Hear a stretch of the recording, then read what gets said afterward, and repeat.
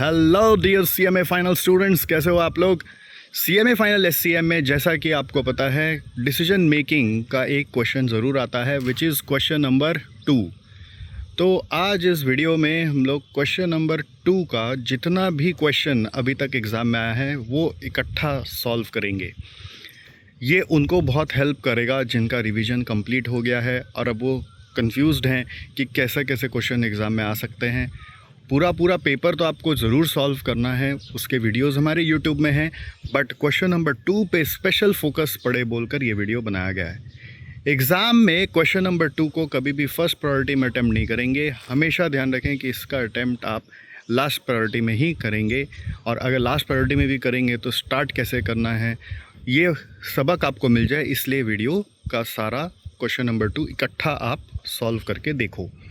इसमें जो मैं पीडीएफ यूज़ कर रहा हूँ उसको डाउनलोड करने के लिए वीडियो में डिस्क्रिप्शन में लिंक दिया हुआ है, आप उसको ज़रूर ले लो और कोशिश करो पहले कि आप अपने से कितना कर पा रहे हो, जितना आपने कॉन्सेप्ट ग्रैब किया है उसके हिसाब से, और फिर चेक करो कि आप ये वीडियो के थ्रू अपने लिए वैल्यू एडिशन क्या कर रहे हो।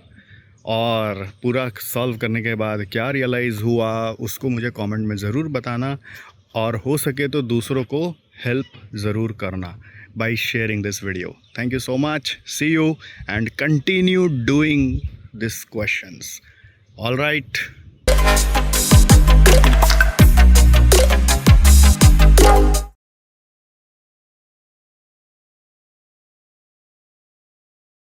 क्वेश्चन नंबर 2A और 2B ये थ्योरी का क्वेश्चन है। तो नॉर्मली बच्चा क्या करता है, थ्योरी को छोड़ देता है, बट थ्योरी भी अगर आप प्रिपेयर करके जाते हैं ना तो समटाइम्स कोई प्रैक्टिकल हार्ड आ जाए तो आपको ये बचा लेता है। तो मेरे हिसाब से थ्योरी छोड़ना नहीं चाहिए। नॉर्मली आप लोग दिमाग में बिठा के चलते हो थ्योरी आएगा तो ऑप्शन में निकालेंगे, प्रैक्टिकल पे माथा लगाएंगे, बट प्रैक्टिकल कभी कभी ऐसा आ जाता है जो आपने कभी किया हुआ नहीं है, तो थ्योरी बचाता है। तो ये मेरे हिसाब से जो थ्योरी था ये बहुत ऑब्वियस थ्योरी था। बिजनेस प्रोसेस री इंजीनियरिंग का कैरेक्टरिस्टिक्स और प्रिंसिपल्स लिखना है, तो ये लिखना संभव है, और इसका एग्जैक्ट नोट्स आपका इंस्टीट्यूट मैट में पेज 27 में मिलेगा। और फिर TQM का इम्प्लीमेंटेशन का स्टेप्स अगर आप थ्योरी पढ़े तभी आप लिख सकते हैं, तो ये आपका इंस्टीट्यूट मैट का पेज 51 में मिलेगा, आप उसको वहाँ से एक बार देख लेना।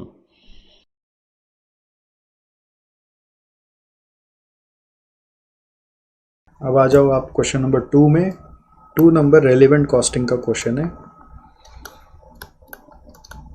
तो इस क्वेश्चन में क्या पूछा एक बार रिक्वायर्ड में देखो। एक तो बोला है रेलिवेंट कॉस्ट सारा बताओ इफ कॉन्ट्रैक्ट इज एक्सेप्टेड, एक इररेलेवेंट कॉस्ट भी बताओ। तो ये नॉर्मली छूट जाता है हम लोग का, इररेलेवेंट कॉस्ट पे हम ट्रैक नहीं रखते हैं। और फिर पूछ रहा है whether it should accept the contract from XN limited or not. फिर पूछ रहा है whether it should accept the contract from XN limited or not. ठीक है, आओ नेक्स्ट।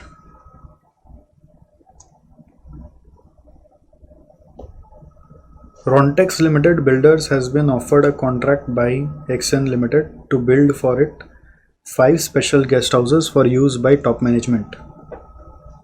क्या लिखा हुआ है यहाँ पे? 5 गेस्ट हाउस बनाना है। Each guest house will be an independent one. The contract will be for a period of 1 year and offer price is 1 crore. In addition, XN Limited will also provide 2 grounds of land free of cost for the purpose of construction. The chief accountant Rontex has prepared an estimate on the basis of which he has advised that the contract should not be accepted at the price offered. His estimate was as follows. तो accountant एक बनाया अपने हिसाब से, उसके हिसाब से तो ये एक्सेप्ट नहीं होना चाहिए। ठीक है, मूविंग फॉरवर्ड बोल रहा है land 3 grounds at ₹20 lakh each. ये सब कॉस्ट दिया हुआ, drawing and design, registration, material, cement, material के अंदर cement, sand, bricks, steel, others, labour, skilled, unskilled, supervisor, salary, overhead, general, depreciation, total cost. The accountant also provides the following information. Land बोल रहा है the total requirement of land is 3 grounds costing ₹20 lakh each. तो 3 ground चाहिए, उसमें से 2 ground बोल रहा है वो कस्टमर खुद दे देगा, तो हम लोग को 1 ग्राउंड खरीदना है। तो यहाँ पे जो 3 ग्राउंड का कॉस्ट ले वो गलत है, तो 1 ही ग्राउंड का कॉस्ट लेना है। तो 1 ग्राउंड का कॉस्ट लेना है विच इज़ 20। फिर बोल रहा है एक्सवैन लिमिटेड क्या नाम है, Xvan limited will provide 2 grounds free of cost. तो 3 चाहिए, 2 फ्री में मिल जाएगा, तो 1 ही का कॉस्ट लगेगा। फिर ड्राइंग एंड डिज़ाइन के लिए बोल रहा है this have already been prepared and 50% of the cost has already been incurred. तो अगर ऑलरेडी प्रिपेयर्ड है और 50% कॉस्ट इनकर्ड है तो बाकी 50% रेलिवेंट नहीं हुआ, क्योंकि पूरा ड्राइंग बन चुका है। 50% पे कर दिया तो बाकी 50% पे करना ही पड़ेगा, वो कमिटेड कॉस्ट है। 50% जो है वो आपने समझ लेना है वो संक है, तो रिमेनिंग 50% कमिटेड है, तो इसका मतलब ड्राइंग एंड डिज़ाइन इररेलेवेंट है।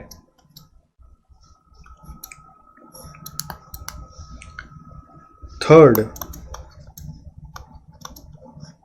मटेरियल्स का क्या बोल रहा है, cement and sand are already in stock and are in regular use. Materials के पहले देखो यहाँ पे एक और अमाउंट दिया हुआ रजिस्ट्रेशन, तो रजिस्ट्रेशन पूरा रेलिवेंट होगा।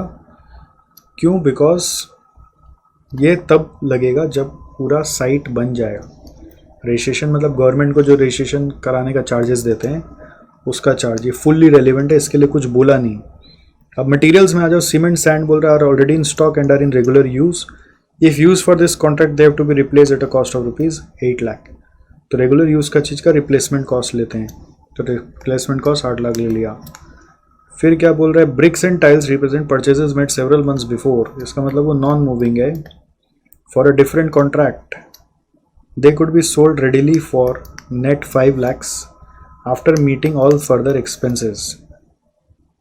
They could be sold readily for net 5 lakhs after meeting all further expenses. इसका मतलब क्या हुआ? इसका मतलब है कि आपका पुराना पड़ा हुआ है तो उसका रीसेल वैल्यू रेलिवेंट होता है। इसका जैसे रिप्लेसमेंट कॉस्ट रेलिवेंट होता है ना, क्योंकि रेगुलर है तो इसका रीसेल वैल्यू रेलिवेंट होगा। तो पुराना है ना, तो नॉन मूविंग है तो रीसेल वैल्यू जो दिया वो वही लेना है, विच इज़ 5। ओके, जो रीसेल वैल्यू दिया वो लेना है। फिर अदर्स में बोल रहा है material worth ₹2 lakh relating to interior are in stock for which no use is expected in the near future, however they can be sold for 1 lakh. तो इंटीरियर वाला जो मटेरियल है उसका कोई यूज़ नहीं है, नो यूज़, इसका मतलब नॉन मूविंग, तो उसको सेल करना है 1 लाख पे। इसका मतलब क्या है, स्टील के बारे में कुछ नहीं बोला, तो स्टील का कुछ नहीं बोला तो फुल्ली रेलिवेंट। ठीक है, स्टील के लिए कुछ नहीं बोला तो फुल्ली रेलिवेंट, मतलब ये हमारे पास स्टॉक में है नहीं, हम लोग को खरीदना पड़ेगा इतने का। फिर अदर्स में इंक्लूडिंग इंटीरियर है, तो अदर्स का 2 पार्ट किया, एक इंटीरियर वाला एक अदर्स वाला। तो इंटीरियर वाले का कोई यूज़ नहीं है, उसका वैल्यू 2 लाख का है, उसका कोई यूज़ नहीं है, तो उसका रीसेल वैल्यू लिया सिर्फ 1 लाख। और बाकी अदर्स में 10 में से 2 इंटीरियर का है, 2 इंटीरियर का है, तो 8 और है जो अदर्स में भी अदर्स है, तो वो 8 का कुछ नहीं बोला तो फुल्ली रेलिवेंट। जब कुछ नहीं बोला तो फुल्ली रेलिवेंट लिया, ध्यान देना, कुछ नहीं बोला उस अदर्स के लिए, सिर्फ इंटीरियर वाले के लिए बोला है, तो फुल्ली रेलिवेंट लिया। ठीक है, फिर देखो लेबर है, स्किल्ड अनस्किल्ड सुपरवाइजर है, तो उसके लिए लेबर के लिए पॉइंट बोल रहा है skilled worker will be transfer to this project from other project. इसका मतलब क्या था, इसका मतलब है कि जैसे नॉर्मली कंस्ट्रक्शन जॉब में एक प्रोजेक्ट पे जाते हैं तो उसी एरिया का लोकल आदमी को हायर करके वहीं से काम कराते हैं और फिर वहाँ पे उनको छोड़ देते हैं। नॉर्मली हम लोग वर्कर्स को एक जगह से दूसरा जगह ट्रांसफ़र नहीं करते हैं, बट यहाँ पे क्या लिखा है, they will be transferred to this project from another project. क्या लिखा है, they will be transferred to this project from another project. अगर ये ट्रांसफ़र चल रहा है इसका मतलब ये इररेलेवेंट हो गया। ठीक है, नॉर्मली देखो अगर मूवेबल प्रॉपर्टी होता तो एक जॉब से दूसरा जॉब ट्रांसफ़र हो सकता है, तब उस समय वो रेलिवेंट रहते हैं। इमूवेबल प्रॉपर्टी में एक प्रोजेक्ट से दूसरा प्रोजेक्ट ट्रांसफ़र नहीं होना चाहिए, अगर ऐसा हो रहा है तो वो कमिटेड हो गए हैं। ये इमूवेबल प्रॉपर्टी है बोलकर, मूवेबल होने से ऐसा पॉइंट को लेकर इररेलेवेंट नहीं समझते हैं। अब प्रोजेक्ट मैनेजर बोल रहा है कि अगर आप मेरे को उस साइट को हैंडल करने दो, ये वर्कर छोड़ दो वहाँ पर, तो मैं आपको 2 लाख रुपए एडिशनल प्रॉफिट कमा के दिखाऊंगा, मतलब उस वर्कर के कॉस्ट के ऊपर 2 लाख और ला दूंगा। मतलब अगर हम फिर भी अब वर्कर को, स्किल्ड वर्कर को वहाँ से यहाँ ट्रांसफ़र करेंगे तो हम लोग को स्किल्ड वर्कर को जो पैसा है वो कितना है, अगर आप देखेंगे तो वो देना तो पड़ेगा ही, 12 वहाँ पे भी देते, 12 यहाँ पे भी देंगे। ठीक है, बट वो 12 का कमिटेड होने के कारण रेलिवेंसी ज़ीरो हो गया। उस 12 का कमिटेड होने के कारण रेलिवेंसी क्या हो गया? ज़ीरो हो गया। उस 12 का कमिटेड होने के कारण रेलिवेंसी क्या हो गया? ज़ीरो हो गया। उस 12 का कमिटेड होने के कारण रेलिवेंसी ज़ीरो हो गया, ठीक। और उसके बाद जो बचा हुआ अमाउंट है, उसके बाद जो बचा हुआ अमाउंट है वो है सिर्फ उसका प्रॉफिट लॉस्ट हो रहा है, वही खाली रेलिवेंट लिया गया है। फिर से समझ लो, स्किल्ड वर्कर का क्या हो रहा है, सिंस एक कंस्ट्रक्शन का काम हो रहा है, नॉर्मली उसका गोल्डन रूल होता है कि जहाँ जाओगे वहाँ वर्कर हायर करोगे, मिस्त्री हायर करोगे, वहाँ काम करोगे, छोड़ दोगे। बट आप अगर एक जगह से दूसरा जगह वर्कर को शिफ्ट कर रहे हो, मतलब आप उसको अपना परमानेंट एम्प्लॉय बना लियो, तभी आप शिफ्ट कर रहे हो। अगर परमानेंट एम्प्लॉय बन गया है तो ध्यान देना, अगर ये वर्कर यहाँ से यहाँ परमानेंट हो गया है तो इसका जो मेन कॉस्ट है 12 लाख, वो कमिटेड कॉस्ट है, वो इग्नोर करना है। बट अगर वो यहाँ से वो छोड़ के आ रहा है तो 2 लाख का प्रॉफिट भी लॉस हो रहा है, तो सिर्फ 2 लाख का प्रॉफिट लॉस लेना है। इनडायरेक्ट वर्कर्स का रेलिवेंसी ऐसे ही निकाल देते, cost to be incurred nil, profit lost खाली लेना होता है, ठीक है। प्रॉफिट लॉस बोल के लिया है, देखो यहाँ पे मैंने लिखा है PFT लॉस्ट। अनस्किल्ड वर्कर के लिए क्या बोल रहा है? कुछ नहीं बोल रहा है। अनस्किल्ड वर्कर के लिए कुछ नहीं बोल रहा है, तो वो पूरा एज इट इज़ रेलिवेंट माना गया। जिसके लिए कुछ नहीं बोलता है वो पूरा एज इट इज़ रेलिवेंट हो रहा है, ध्यान देना। यही इस सम का ट्रिक है, जिसके लिए कुछ नहीं बोला उसका क्या करे, उसको भी लेना है। फिर क्या बोल रहा है, supervisor undertakes various task in the site and his pay and continuity of employment will not be affected by the new contract. If the contract is taken he will devote half of his time. तो इसका मतलब आप अलग से supervision का कुछ पैसा इनकर नहीं कर रहे हो, वो आइडल टाइम से ही अपना काम करके दिखा देगा, और कुछ प्रॉफिट लॉस भी नहीं है, तो नील होगा। फिर ओवरहेड्स आ गया और डेप्रिसिएशन आ गया। ओवरहेड्स के लिए क्या बोल रहा है, equipment that would be used on this contract was bought 1 year before for ₹30 lakh and is expected to last for 5 years. It can be used for another contracts and the current replacement price will be 32 lakh and in a year's time it will be 25 lakh. तो अगर कोई भी equipment है तो उसका relevancy कैसे निकालते हैं? If it is in regular use then difference in replacement cost is relevant. तो difference in replacement cost is 7 lakhs, 32 minus 25 is 7 lakh. तो equipment replacement cost is 7 lakh, क्योंकि अभी ये दूसरा जगह यूज़ हो जाएगा। यहाँ लिखा ना, it is can be use in other contracts, तो उसको भेजेंगे तो वहाँ 32 लाख में आएगा। और अगर हम इस कॉन्ट्रैक्ट में इसको यूज़ कर लेंगे, इस प्रोजेक्ट में यूज़ करेंगे, तो उस कॉन्ट्रैक्ट के लिए तो मेरे को नहीं मिलेगा ना, तो वहाँ के लिए नया लाना ही पड़ेगा 32 लाख में। तो एक तरह से मेरा 32 लाख घर से जाने वाला है, चाहे मैं नया वाला मंगा के यहाँ पे यूज़ करूँ या फिर मैं करंट वाला जो है वो यहाँ मंगा लूँ और नया वाला को उस कॉन्ट्रैक्ट को दूँ। तो मेरा घर से 32 लाख आउटफ्लो आने वाला है, और 1 साल बाद फिर ये इक्विपमेंट हम लोगों को टेक ओवर करना होगा अपने रेगुलर इन्वेंट्री में या रेगुलर मशीनरीज में, क्योंकि ये रेगुलर यूज़ का इक्विपमेंट है। तो उस समय टेक ओवर जब होगा तो उस समय के रीसेल वैल्यू पे होगा या उस समय के रिप्लेसमेंट कॉस्ट पे होगा। रीसेल वैल्यू वर्ड यूज़ नहीं होगा, उस समय के रिप्लेसमेंट कॉस्ट पे होगा। तो उस ईयर के बाद उसका रिप्लेसमेंट कॉस्ट घट के 25 लाख होने का संभावना है। तो 32 माइनस 25 करके जो 7 लाख का मार्केट वैल्यू का लॉस हो रहा है वो हम लोग रेलिवेंट कॉस्ट में ले रहे हैं। फिर क्या बोला है हम लोग को, general overheads include both specific and absorbed overheads. तो एब्जॉर्ब्ड ओवरहेड्स कमिटेड होता है, उसको नहीं लेते हैं। If the contract is not undertaken 4 lakh of the same can be avoided. If the contract is not undertaken 4 lakh of the same can be avoided. तो general overheads का 12 लाख में से 4 लाख कैन बी अवॉइडेड। बोल रहा है 4 लाख अवॉइडेड हो सकता है, तो 4 लाख आपको लेना है। जो अवॉइडेबल कॉस्ट है वही लेना है, कमिटेड को नहीं लेना है, ठीक है। डेप्रिसिएशन का कुछ नहीं लेना है अपने तरफ से। फिर बोल रहा है हम लोग के पास एक और प्रोजेक्ट है, अगर हम ये प्रोजेक्ट एग्जीक्यूट किए तो वो प्रोजेक्ट एग्जीक्यूट नहीं होगा, उससे 10 लाख रुपए का आमदनी होने का बात है। तो contribution lost from other contract is 10 lakh, तो उसको भी अपॉर्चुनिटी कॉस्ट बोल के जोड़ लिया। इन सारे को जोड़ा तो 93 आया। ऑफर प्राइस 100 का है, ऑफर प्राइस 1 करोड़ का है ना, तो ये 100 का है, तो प्रॉफिट आ रहा है 7 का, तो देयरफॉर एक्सेप्ट कर लेंगे हम लोग। तो रेलिवेंट कॉस्ट 93 है। अब चैलेंज किया था क्वेश्चन में, इरेलीवेंट कॉस्ट भी पूछा था, तो what are irrelevant cost here. तो इरेलीवेंट कॉस्ट एक तो देखो ये 12 लाख दिखा पूरा, अगर आप देखें तो इरेलीवेंट कॉस्ट क्या दिखा हम लोग को, 12 लाख दिखा। दूसरा हम लोग को इरेलीवेंट कॉस्ट क्या दिखा, एक डेप्रिसिएशन पूरा इरेलीवेंट दिखा।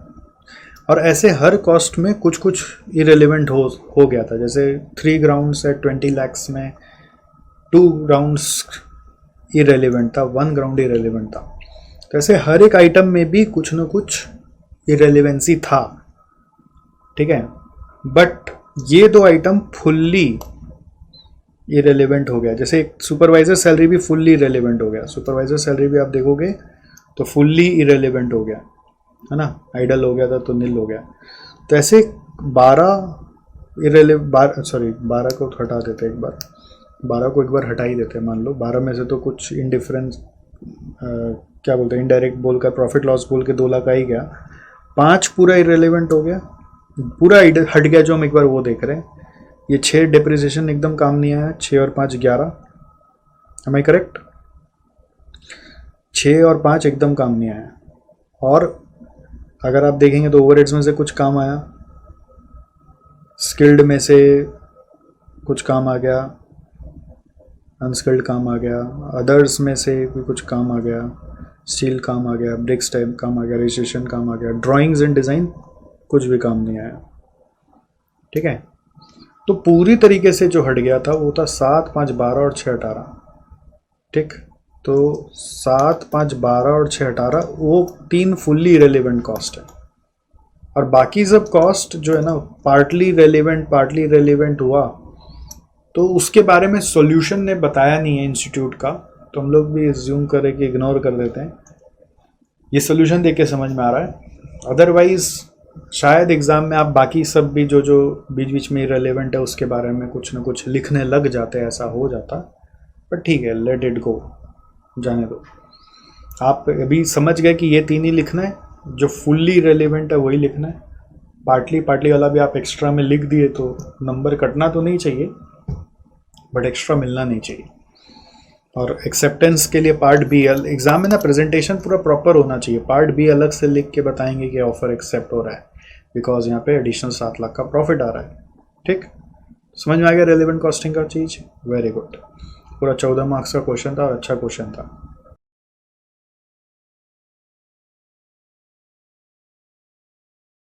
तो ये क्वेश्चन क्या है, डिसीजन मेकिंग का है, सब कॉन्ट्रैक्टिंग का क्वेश्चन है। तो सब कॉन्ट्रैक्टिंग से जुड़ा हुआ ये क्वेश्चन कैसे काम करने बोल रहा है इसको, जैसे क्या है ना, हम लोग पढ़ते पढ़ते कुछ वर्किंग कर लिए। जैसे यहाँ पे बोल रहा है company is manufacturing 5000 units of ZN100 and for this it is making full use of its capacity.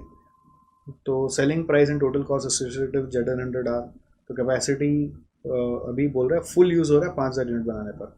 Selling price है 900, कॉस्ट पर यूनिट में मटेरियल दिया हुआ है, वेरिएबल मशीन ऑपरेटिंग कॉस्ट दिया हुआ है which is at the rate of ₹100 per hour. तो 100 और 150 देख कर समझ में आ गया 1.5 आवर्स पर यूनिट होगा। 1.5 आवर पर यूनिट और 5000 यूनिट देख के समझ में आ गया कि 7500 मशीन आवर्स होगा। तो ये 7500 मशीन आवर्स हमारा कैपेसिटी है और हम लोग अभी इसको बना रहे हैं, बेच रहे हैं। सेलिंग प्राइस 900 है, वेरिएबल कॉस्ट में मटेरियल 200 है और वेरिएबल ऑपरेटिंग कॉस्ट 150 है। फिर बोल रहा है मैन्युफैक्चरिंग ओवरहेड कॉस्ट है, फिर मार्केटिंग एंड एडमिन कॉस्ट है, बट यहाँ लिखा नहीं कि वेरिएबल है कि फिक्स्ड है। तो ये सब टोटल ओवरहेड होंगे। नीचे थोड़ा कहीं ब्रेकअप दिया हो सकता है, एक बार बाद में जाके देखेंगे। ऑपरेटिंग इनकम दिया होगा, कंट्रीब्यूशन नहीं दिया होगा। अगर कंट्रीब्यूशन लिखा होता तो सब वेरिएबल होता, ऑपरेटिंग इनकम लिखा मतलब इसमें फिक्स भी हो सकता है। तो ये भी एक छोटा सा ट्विस्ट है कि क्वेश्चन पढ़ के ये चीज़ क्लिक करना चाहिए। फिर नेक्स्ट बोल रहा है company can sell additional 3000 units of ZN100 if it can outsource those units. अगर आपके पास कैपेसिटी है तो और सेल करने का गुंजाइश है।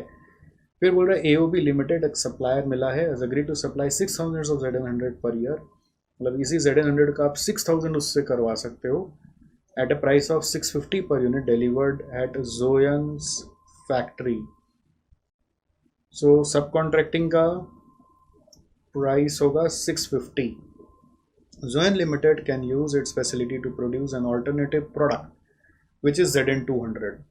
तो Zoyan Limited से आप क्या कर सकते हो, एक और प्रोडक्ट बनवा सकते हो through ZN200। It can sell up to 12,000 units of ZN200 annually. मतलब अगर ये फैसिलिटी खाली हो जाए, it can use its facility to produce another product ZN200 जिसका हम लोग 12,000 यूनिट्स एनुअली बेच सकते हैं। उसका प्राइस और टोटल कॉस्ट आपको यहाँ पे दिया हुआ है। उसका हमने भी 0.5 आवर्स पर यूनिट देखा यहाँ पर 100 और 50 के रिलेशन से। तो ये डिटेल हम लोगों को मिला। उसके बाद क्या बोल रहा है क्वेश्चन में, बोल रहा है other information are as follows. Zoyen use machine are as the basis for assigning fix manufacturing overhead and fixed manufacturing overhead for the current year is 3 lakh. These costs will not be affected by the product mix decision. So fixed manufacturing overhead ऊपर में assign किया हुआ है और वो किसके हिसाब से असाइन किया हुआ है, मशीन आवर के हिसाब से। तो फिक्स मैन्युफैक्चरिंग ओवरहेड का अमाउंट है 3 lakhs। तो 3 lakhs डिवाइड बाई अगर आप करोगे पर यूनिट पे,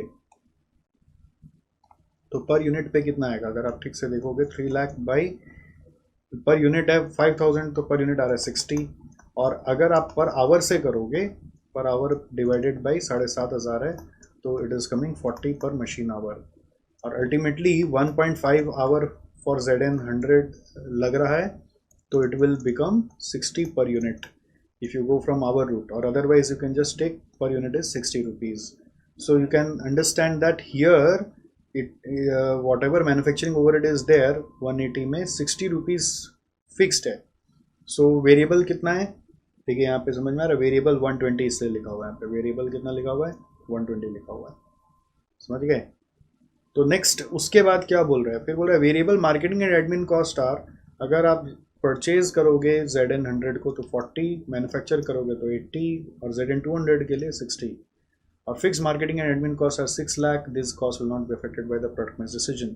तो वेरिएबल मार्केटिंग एंड एडमिन का अगर आप देखोगे तो वो अमाउंट है यहाँ पर जो दिया हुआ था वो डायरेक्ट लिख दे 80 रुपीज़। सो इन चारों से हम लोगों का टोटल वेरिएबल कॉस्ट आ गया। तो सेलिंग प्राइस में टोटल वेरिएबल कॉस्ट माइनस किए तो रिजल्ट आ गया कंट्रीब्यूशन। सेलिंग प्राइस में से टोटल वेरिएबल कॉस्ट माइनस किए तो रिजल्ट आ गया कंट्रीब्यूशन। सेलिंग प्राइस में से टोटल वेरिएबल कॉस्ट सब्ट्रैक्ट किए तो रिजल्ट आ गया कंट्रीब्यूशन। सो कंट्रीब्यूशन और फिर मशीन आवर से मैंने डिवाइड करके कंट्रीब्यूशन पर मशीन आवर भी निकाल दिया। क्यों निकाला, क्योंकि यहाँ पे कैपेसिटी लिमिटेड है तो let's optimise the capacity by understanding contribution per machine hour. फिर मैंने एक और वर्किंग यहाँ पे पढ़ते पढ़ते कर लिया कि यही चीज़ को सब कॉन्ट्रैक्ट करेंगे तो 900 रुपीज़ में बिकेगा, बट सब कॉन्ट्रैक्टिंग में जो रेट है वो यहाँ पर दिया हुआ है 650 रुपीज़। तो 650 रुपीज़ ही हमारा कॉस्ट पड़ेगा। बट उसके समय भी यहाँ पर बोला है कि वेरिएबल मार्केटिंग कॉस्ट आपका लगेगा 40 रुपीज़। तो 40 रुपीज़ कॉस्ट हमने यहाँ पे ले लिया। तो अकॉर्डिंगली सब कॉन्ट्रैक्ट के समय हमारा कंट्रीब्यूशन आ रहा है 210। और फिर तो मैन्युफैक्चर नहीं कर रहे हैं इसलिए हम लोग मशीन आवर लेकर रैंक करने के लिए कोई कंट्रीब्यूशन पर मशीन आवर नहीं निकाले।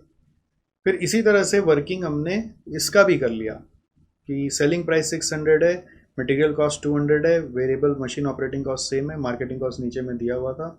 और ये वेरिएबल मार्केटिंग ओवरहेड कैसे आ रहा है, पहले फिक्स कॉस्ट हम लोग 3 लाख रुपीज़ जो देख रहे थे वो लेंगे, बट डिवाइड बाई इस बार 12,000 करके रेट पर यूनिट निकाल लिया 25। नाउ आपने ऐसे क्यों किया, बिकॉज वही कैपेसिटी पूरा का पूरा इसको ट्रांसफ़र हो जाएगा ना। या फिर आप ऐसे भी सोच सकते हैं कि आपका रेट पर आवर है 1.5 मशीन आवर के हिसाब से, सॉरी यहाँ पे था rate per hour 40 per hour, अगर आप पर आवर के हिसाब से देखोगे तो 40 पर आवर था। और यहाँ पे आवर कितना है, यहाँ पे आवर कितना है 0.5 है। तो 40 इंटू 0.5 करने से यहाँ पे कितना आ जाएगा फिर, तो उससे आप देखो कितना आ रहा है 40 इंटू 0.5 करके how much you are getting.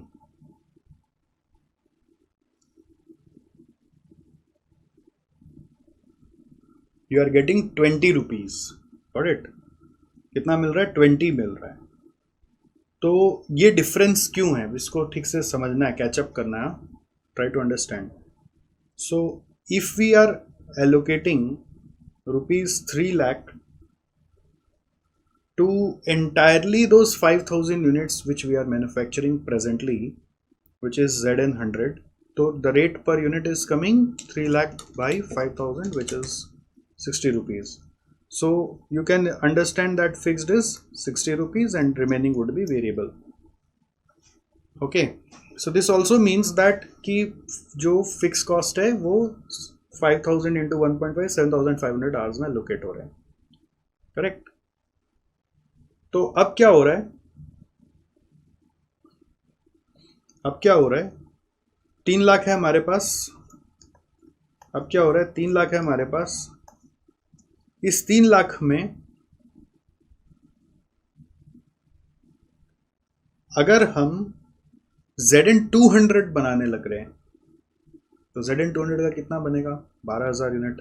12,000 unit के लिए हम कितना आवर्स यूज करेंगे, 12,000 यूनिट के लिए हाईएस्ट में 12,000 है ना, आवर्स कितना यूज करेंगे, 0.5 के हिसाब से 6,000, that means 1500 hours are left idle, right.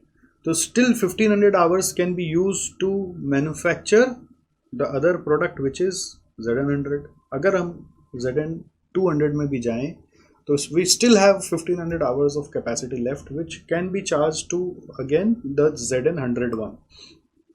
Now which one we will produce first, that is different, but we have the capacity enough to accommodate some units of the other product also. तो उस समय ideal calculation क्या कहता है, ideal calculation कहता है कि you should charge fix cost on the basis of 40 per machine our. तो यहाँ पे जो फिक्स कॉस्ट है वो होना चाहिए, फिक्स्ड कॉस्ट वो होना चाहिए 40 इंटू 0.5 के हिसाब से 20 rupees. This is ideal calculation, okay.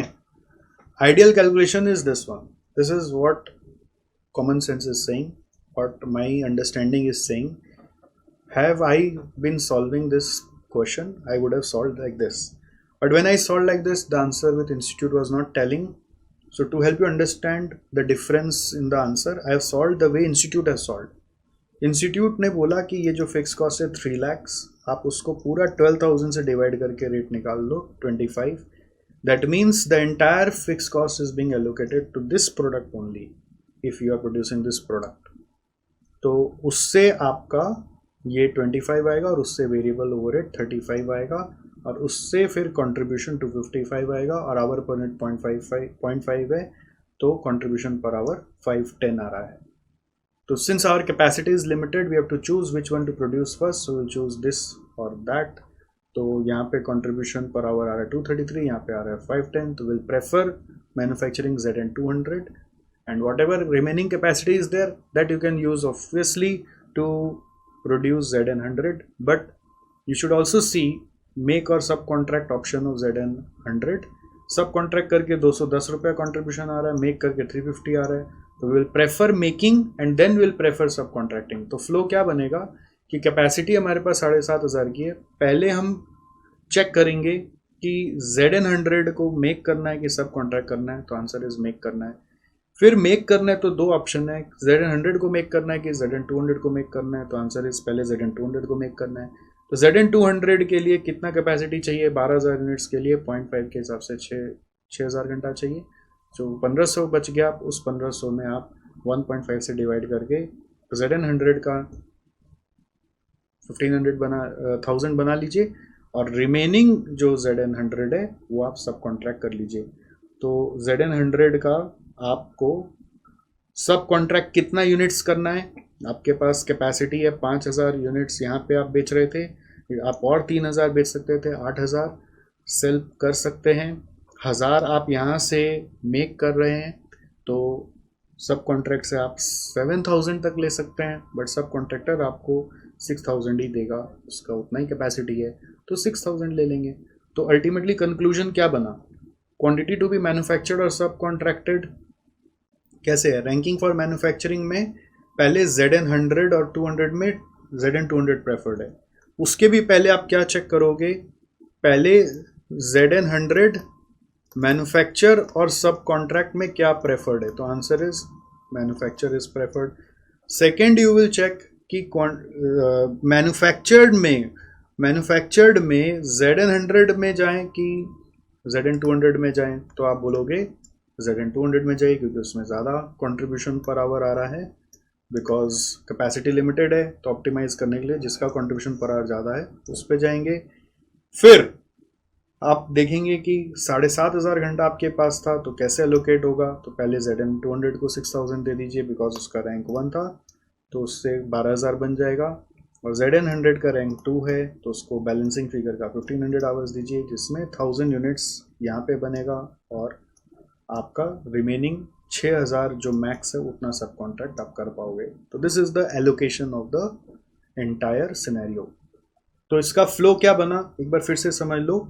Flow बना कि सबसे पहले आप क्वेश्चन पढ़ते पढ़ते कंट्रीब्यूशन निकाल लिए मेक का, सब कॉन्ट्रैक्ट का और इसका भी मेक का।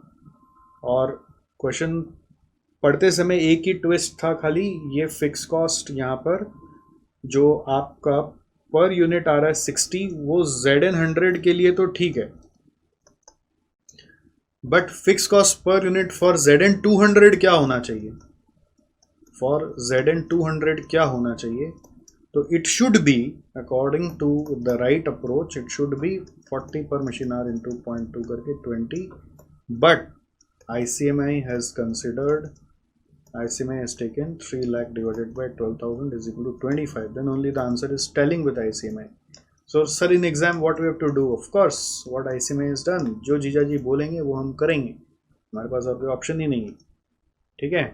तो अभी ऐसे सम्स में जो इंस्टीट्यूट बोल रहा है वही कर लो वही, बट आइडियल कैलकुलेशन जो है वो मेरा फ़र्ज़ है आपको बताना, तो मैंने आपको बता दिया कि ये होना चाहिए, तो अकॉर्डिंगली कैलकुलेशन चेंज हो जाएंगे, right. I hope you have understood. हाँ,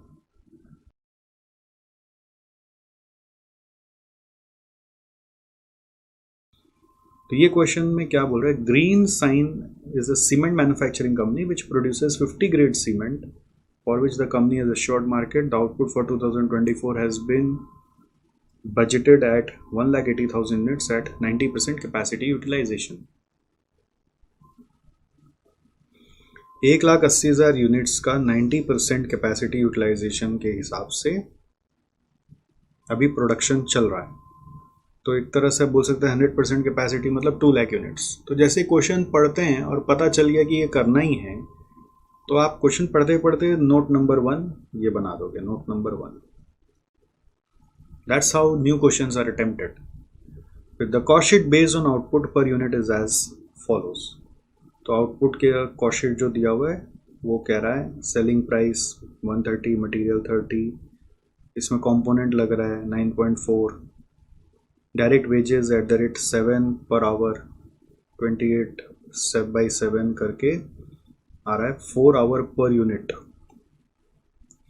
28/7 करके आ रहा है 4 our per unit.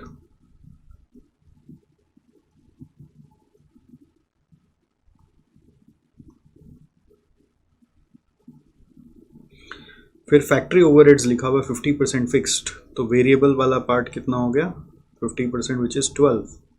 Selling overhead 75% है, तो वेरिएबल पार्ट हो गया इसमें भी 12। एडमिन ओवरहेड पूरा फिक्स्ड है। तो मैंने क्या किया, बगल में सबका ना वेरिएबल पार्ट वाला अमाउंट लिखकर वर्किंग करना शुरू कर दिया कंट्रीब्यूशन का। तो ये मान लो आपका नोट नंबर 2 होगा। तो नोट नंबर 2 क्या किया, 50 ग्रेड का कंट्रीब्यूशन एनालिसिस चालू कर दिया। Selling price, material, component EX का अलग क्यों लिखा हूँ वो नीचे पढ़ के समझ में आएगा। फिर वेजेस का 28 लिखा, इसका 12 लिखा, इसका 12 लिखा, इसका कुछ नहीं लिखा, ठीक है। अब नॉर्मली कंपोनेंट्स देख के तो ऐसा लगता है कि पूरा का पूरा वेरिएबल ही होगा, बट वो नीचे पढ़ के समझ में आएगा कि पूरा 9.4 वेरिएबल नहीं है, ठीक है। फिर factory overheads are applied on the basis of labour hours. तो फैक्ट्री ओवरहेड को बोल सकते हैं it's connected with labour hours, इसलिए लेबर आवर पर यूनिट निकाल लिया 4 आवर्स। फिर बोले to utilise idle capacity and to improve profitability of the company the following proposal was put up before the board of directors for consideration. तो अपने पास idle capacity है, बिल्कुल है, कैसे पता, देखो 180 बना रहे भी 90% पे, 100% पे 2 लाख बना सकते हैं, तो 20,000 बनाने का और कैपेसिटी है। उस 20,000 के लिए 4 घंटा के हिसाब से 80,000 आवर आइडल हमारे पास है। तो ये भी सब नोट बनते जाएगा, नोट 3, ठीक है। फिर ऑफर क्या है, पहला ऑफर आया है कि एक्सपोर्ट करेंगे। An order has been received from abroad for 6,000 units of 53 grade cement at 175 per unit. तो सेलिंग प्राइस क्या है, 175 है। Order has been received from abroad for 6,000 units,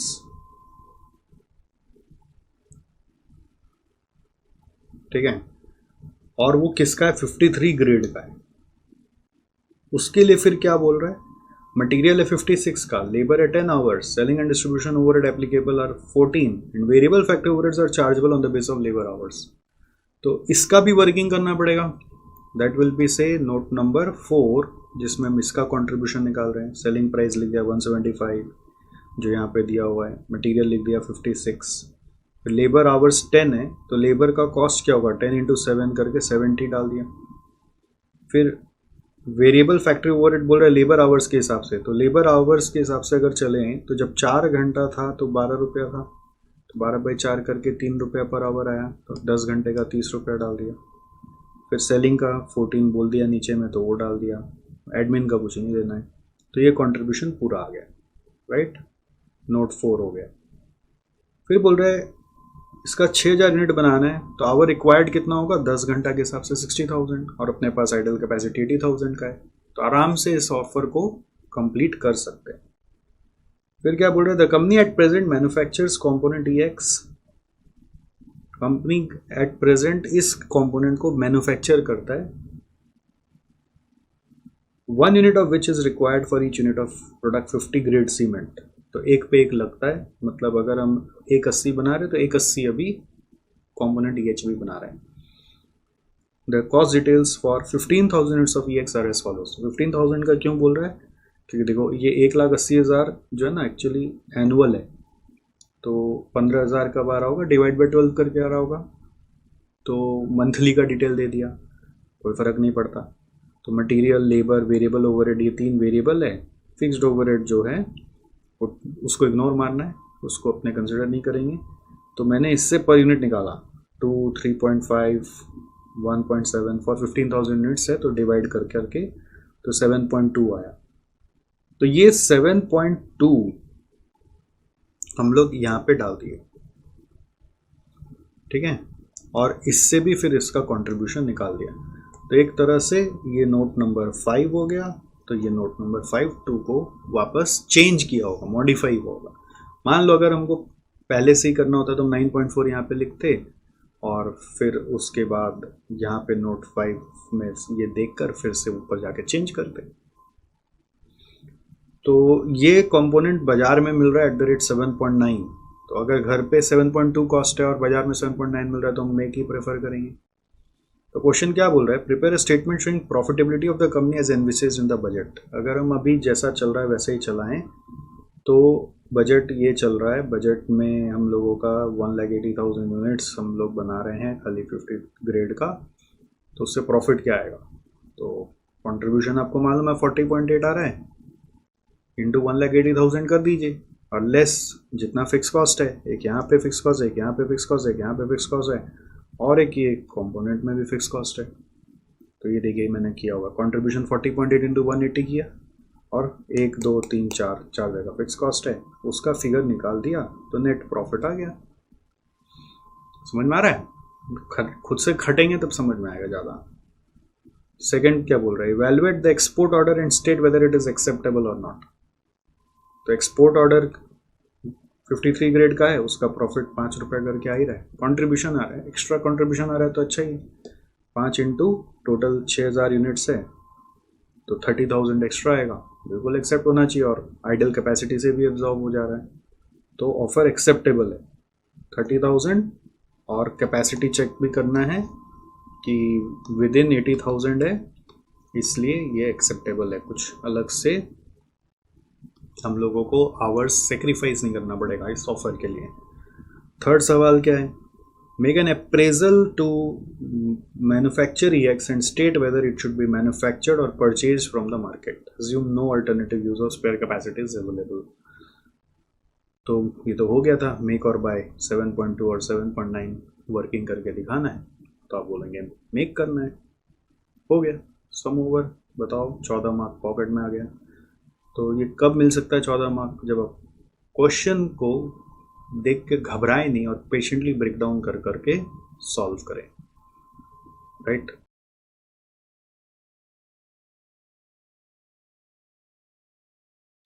तो पहले देखिए क्या बोल रहे हैं यहाँ पे, Airway Limited has hired an aircraft to specially operate between cities A and B, all the seats are economy class, the following information is available. सारे सीट्स इकोनॉमी क्लास है, मतलब सब सीट का एक ही दाम है, अलग अलग दाम का सीट्स नहीं है। Capacity is 260 passenger, average passenger जाते 240, तो 240 काम का है, 260 काम का नहीं है। फिर one way fare from A to B है 5000, तो ये सारे सीट्स एक ही क्लास के, तो 5000 रुपीज़ से सारे को 240 को बिल किया जाएगा।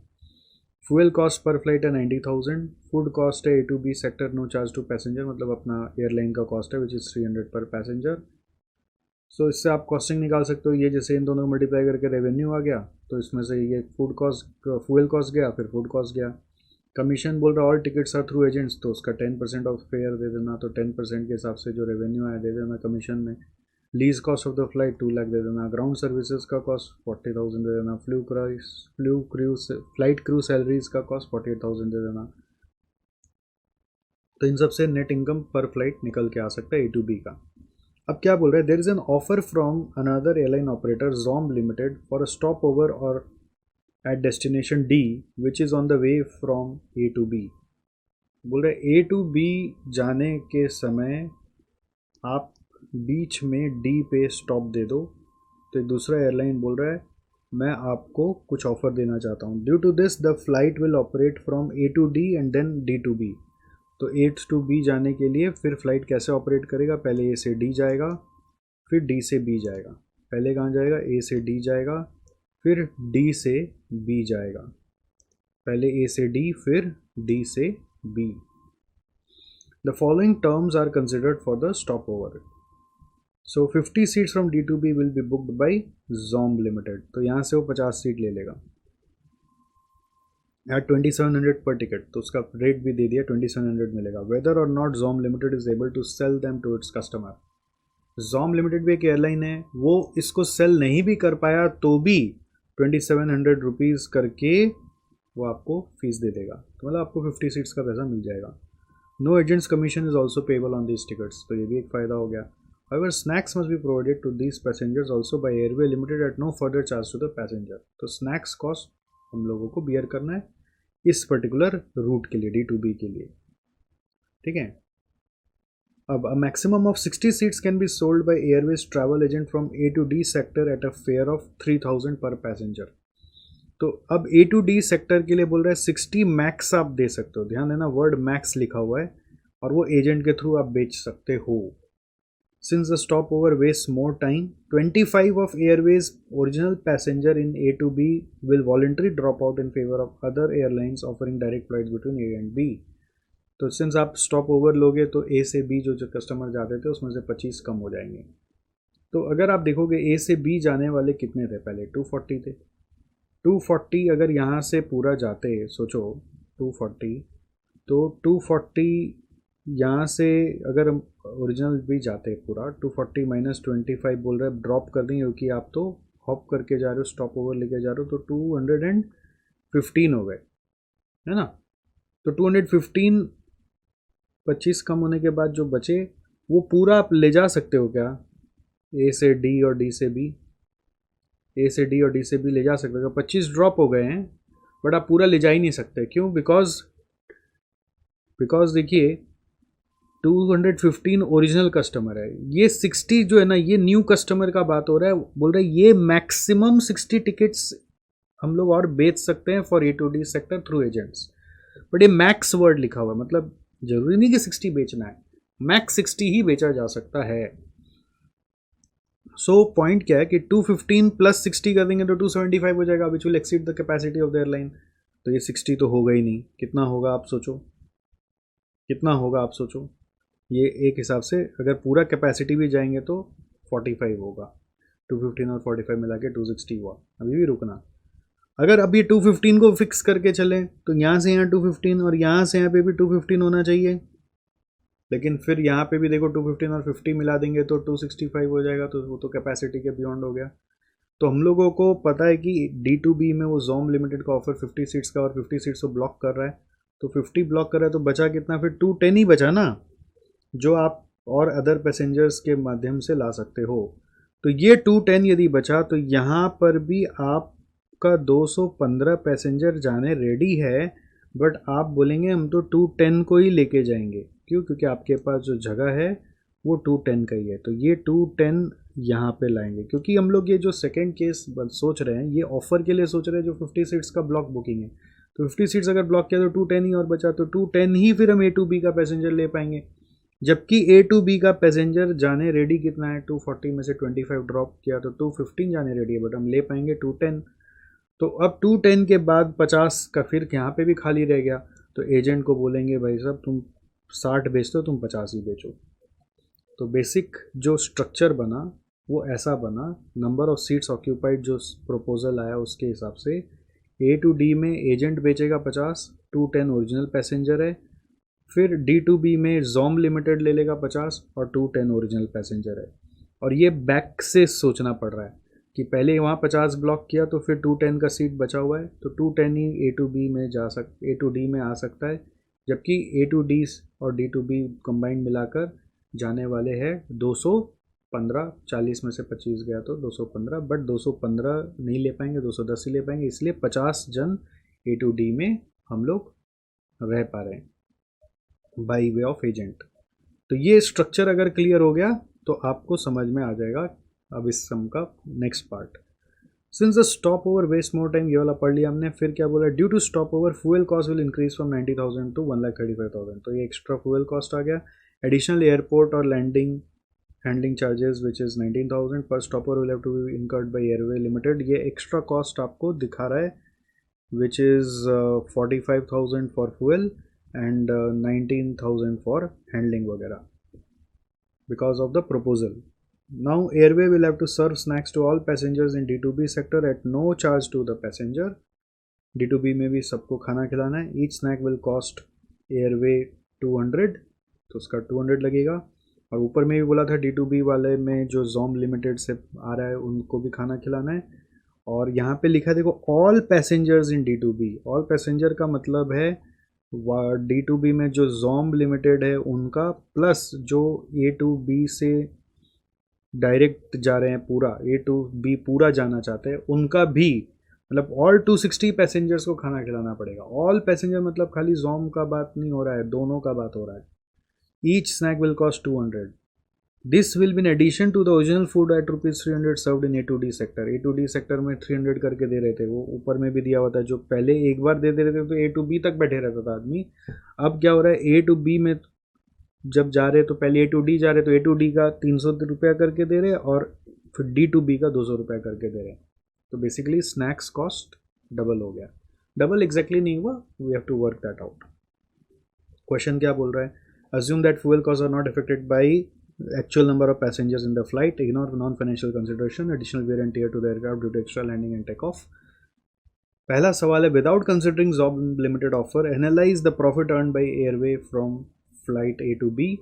The second सवाल है, assess the break even number of passenger for each flight from A to B। तो A to B का पूरा वर्किंग करना है, तो वो तो बहुत सिंपल है एकदम। ये इंटरमीडिएट लेवल का क्वेश्चन हो गया ये वाला पार्ट का, जिसमें सिर्फ आपको प्रॉफिट निकाल के दिखानी है एक फ्लाइट की, कि एक फ़्लाइट है जो ए से बी जा रही है, उसमें 240 सीट्स सब में ऑक्यूपाई कर रहे हैं, 5,000 रुपीज़ पर सीट हम लोगों का रेवेन्यू है।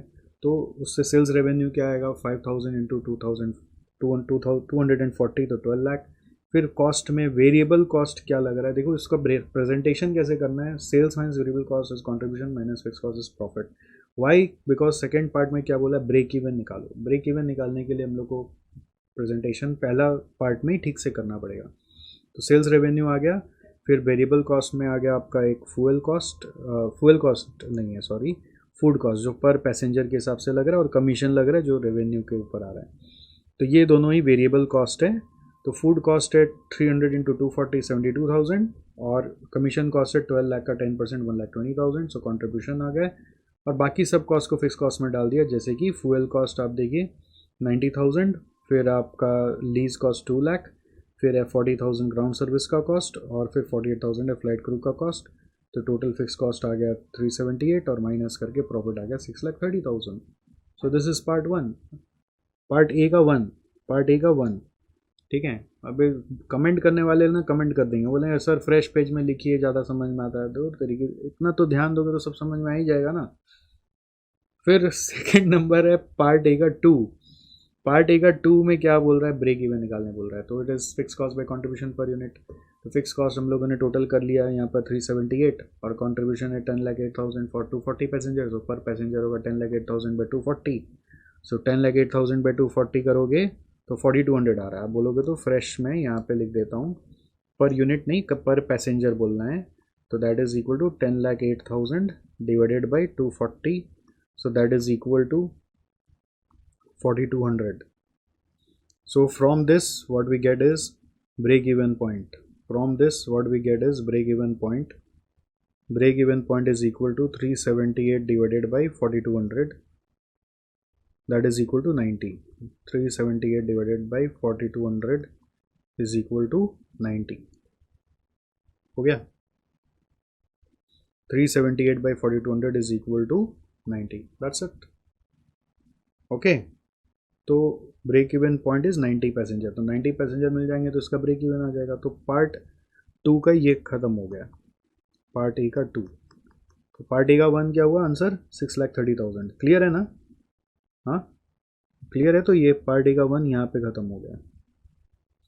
अब क्या पूछ रहा है, अब पूछ रहा है considering the effects of Zom limited offer analyse additional profit earn by Airway from Zom's offer, advise with justification whether Airway should accept the offer. A detailed statement is not essential, only figures relevant to the cost revenue analysis are required. Relevant मतलब incremental calculation करना है, आपको पूरा profit statement नहीं दिखाना है। तो इसका वर्किंग के लिए ना देखो, इंस्टीट्यूट का सजेस्टेड आंसर में भी कुछ आया, वो तो समझ नहीं आ रहा है। तो इसका वर्किंग के लिए मैंने जो तरीका बनाया आप उसको फॉलो करोगे तो ईजिली समझ में आ जाएगा। तो सबसे पहला वर्किंग होगा इसका, ये पार्ट बी के लिए हो रहा है, सबसे पहला वर्किंग हो रहा है। मैं आप बोलो तो थोड़ा सा फ्रेशली लिख के समझा देता हूँ, बिकॉज ये ना थोड़ा सा टेक्निकल है, क्योंकि अगर ठीक से नहीं देखोगे तो समझ नहीं पाओगे। तो सबसे पहले हम लोग क्या करेंगे ना, नंबर ऑफ सीट्स का कैलकुलेशन कर रहे हैं।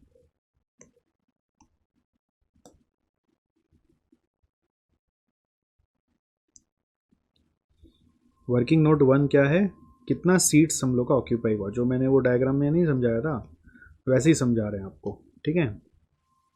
Late me help you to understand once again very clearly. So number of seats occupied अपने को ठीक से सोचना है। So what do we have, A to B का है और बीच में डी है, ठीक है, ऐसा है। सो टोटल 260 सीट्स है। ज़ोम लिमिटेड ले लिया यहाँ पे 50, तो बचा कितना 210, 260 में 210 बच गया बैलेंस। तो ये 210 हम लोग इधर ऑफ़र कर रहे हैं कि आप इससे ज़्यादा तो ले ही नहीं सकते यहाँ पर, क्योंकि ज़ोम 50 ले लिया तो 210 होगा। तो जो ओरिजिनल पैसेंजर्स थे वो अपने पास 240 थे, जिसमें से 25 ड्रॉप आउट कर गए, है ना। तो 225 है मैक्सिमम, 225 है मैक्सिमम, बट हम बोलेंगे हमारे पास तो 225 का भी सीट्स नहीं है। क्यों? क्योंकि हम लोग के पास 210 सीट्स ही अवेलेबल है। दिस इज़ अवेलेबल सीट्स इतना ही है, ठीक है। तो आप समझ पा रहे हैं, अवेलेबल आफ्टर मतलब ये बोल सकते हैं पैसेंजर का डिमांड है इतना, डी लिख दिया डिमांड, बट सप्लाई जो है वो आपका 260 में से 50 ज़ोम ले लिया तो 210 ही बचा, करेक्ट। तो ये 210 जो बचा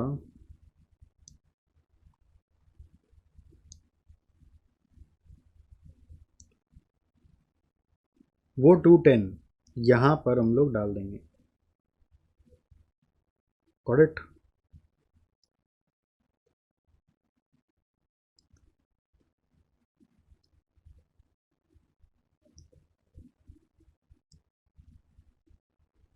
हुआ। अगर हम यहाँ पे 210 डाल देते हैं तो ए टू डी सेक्टर में एजेंट के थ्रू अब कितना बेचा जाएगा, इट इज़ 50, तो दोनों मिला के कितना हो गया 260। तो एजेंट भी बोल रहा है मैक्स कर सकता था 60, बट हमको मैक्स चाहिए नहीं, हमारे पास सीट ही 50 है, हम लोग आप 50 ही बेच दीजिए। तो एक तरह से पूरा 260 वाला सीट भर के जाएगा अब, है ना। तो ये वर्किंग नोट 1 है। अब वर्किंग नोट 2 क्या होगा, वो होगा कि हम लोगों के पास एक्स्ट्रा रेवेन्यू क्या आ रहा है इस प्रपोजल से। वर्किंग नोट 2 होगा इस प्रपोजल के कारण एक्स्ट्रा रेवेन्यू क्या आ रहा है, ठीक है। रेवेन्यू या can say incremental revenue, incremental revenue हम लोग को निकालना है। तो ये कैसे आएगा, रेवेन्यू जो होगा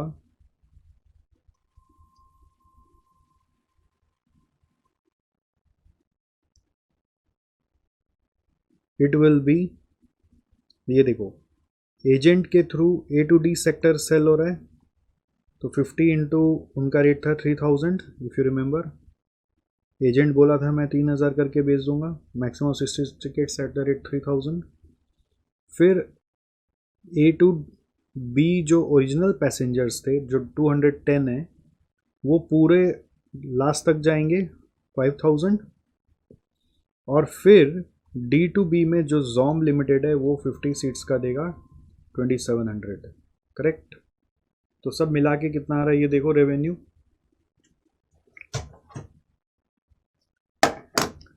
ये आ रहा है 50 into 3000, 210 into 5000, 50 into 2700, 13,35,000।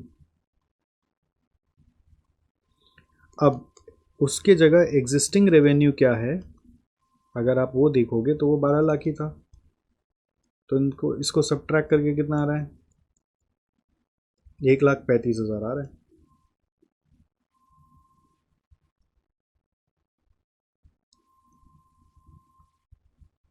So this is your incremental revenue.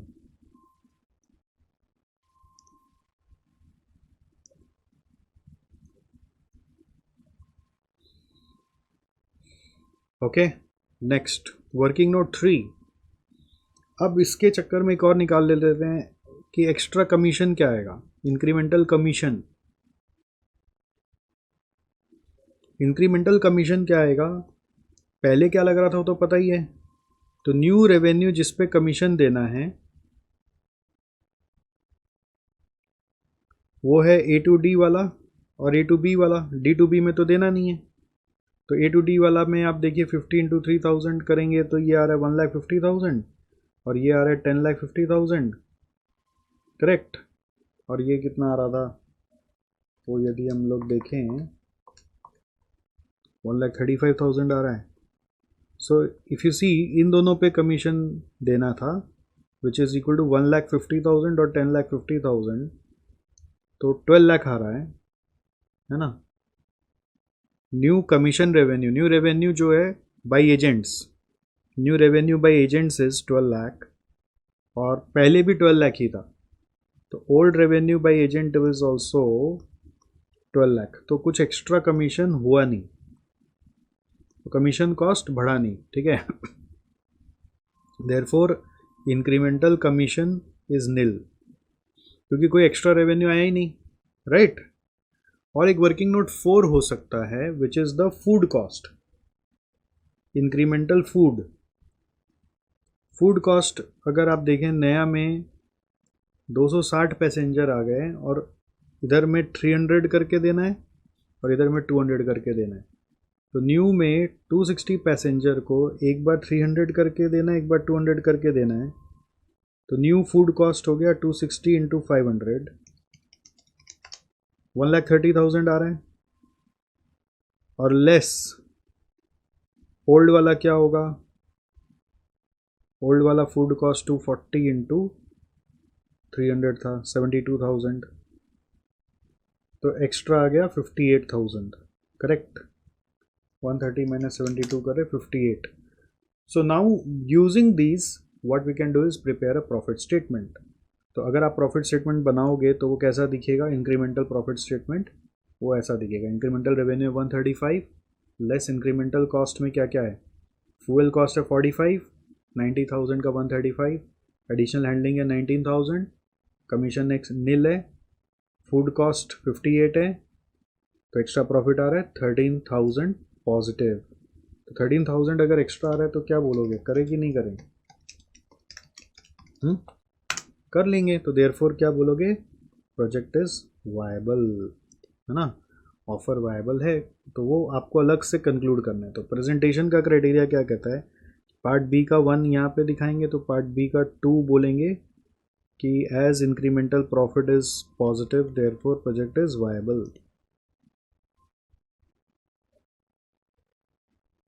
Therefore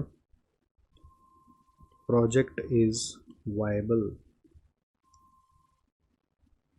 ठीक है, क्या बोलेंगे, therefore project is viable. Clear, very good. चलिए आगे बढ़े। तो ये 1 2 3 4 ही खत्म हो गया। मज़ा आया आपको करके? सम्स देख के मज़ा आया कि नहीं आया बताइए। आया ना?